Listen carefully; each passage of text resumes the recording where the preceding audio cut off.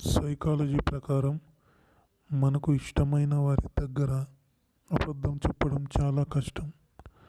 Psychology ప్రకారం దూరంగా ఉండడం వల్ల బంధాలు ఇంకా ఎక్కువగా బలపడతాయి తప్ప విడిపోవు.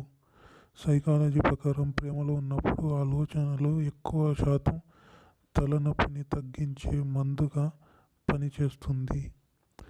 సైకాలజీ ప్రకారం ఎవరైనా మిమ్మల్ని ఇష్టపడుతున్నారు అని మీకు తెలిస్తే మీరు కూడా మీకు తెలియకుండా కొంచెమైనా వారిని ఇష్టపడుతుంటారు అంట, మీకు వారి మీద ఏ ఫీలింగ్స్ లేకపోయినా. సైకాలజీ ప్రకారం మీ తల్లిదండ్రుల గుణాలు ఎవరిలో అయితే మీకు ఎక్కువగా కనిపిస్తాయో వారిని మీరు ఎక్కువగా ప్రేమిస్తారు. సైకాలజీ ప్రకారం పొగడ్తలు అనేవి ఒంటరితనాన్ని మరియు బాధలను తగ్గిస్తాయి అంట. సైకాలజీ ప్రకారం ఎవరైతే అనుబంధాల విషయంలో మంచి సలహాలు ఇస్తారో వారు ఎక్కువ ఒంటరితనానికి అలవాటు పడిన వాళ్ళంట. సైకాలజీ ప్రకారం ఎప్పుడు సంతోషంగా ఉండే హృదయం ఎప్పుడు ఆరోగ్యంగా ఉంటుంది అంట.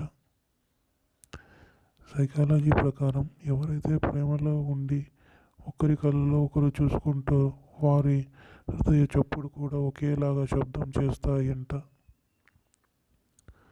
సైకాలజీ ప్రకారం మగవాళ్ళు మొదట ప్రేమలో పడతారు మరియు వారే మొదటగా ప్రేమను వ్యక్తపరిచేది. సైకాలజీ ప్రకారం ఎవరైతే మిమ్మల్ని ఆకర్షించాలని చూస్తారో వారిని ముందే మీరు ఆకర్షించారు అని అర్థం. సైకాలజీ ప్రకారం ఏ జంటలు అయితే ఇద్దరు ఒకే విధంగా ఉంటారో మరియు ఆలోచిస్తారో వారికి విడిపోయే అవకాశాలు చాలా చాలా తక్కువగా ఉంటాయి. సైకాలజీ ప్రకారం మీకు ఇష్టమైన వారితో 48 గంటల కంటే ఎక్కువ మాట్లాడకుండా ఉన్నారు అంటే మీరు చాలా ఒత్తిడికి గురవుతారంట. సైకాలజీ ప్రకారం అమ్మాయిలే కాదు అబ్బాయిలు కూడా విడిపోయినప్పుడు చాలా ఎక్కువగా దుఃఖంలోకి వెళ్ళిపోతారంట.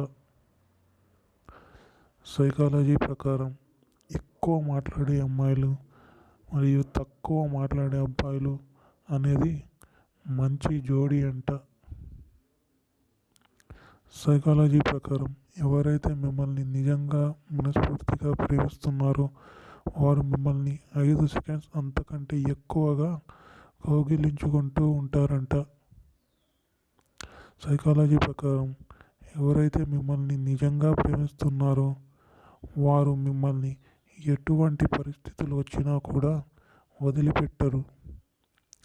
సైకాలజీ ప్రకారం ఎవరైతే ఒక వ్యక్తి గురించి ఇతరులతో ఎక్కువగా మాట్లాడుతుంటారో వారు ఆ వ్యక్తితో ప్రేమలో పడే అవకాశాలు ఎక్కువగా ఉన్నాయి.